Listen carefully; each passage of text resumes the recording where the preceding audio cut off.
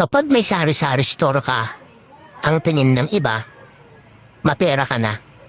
Kasi araw-araw may pumapasok na benta. Hindi ganun yon. Hindi nila alam na yung benta mo kahapon, ipambibili lang din ng paninda ngayon. Yung benta mo ngayon, ipambabayad lang din sa deliveries mo kinabukasan. Yung benta mo bukas, ipambabayad lang din sa iba mong deliveries at walang katapusang cycle na paulit-ulit. Sa simpleng salita, ikot-ikot lang. Kuulitin ko, ikot-ikot lang. Hindi naman tumatagal yung pera sa palad namin. Sakto lang namin mahaplos at mahawakan yan.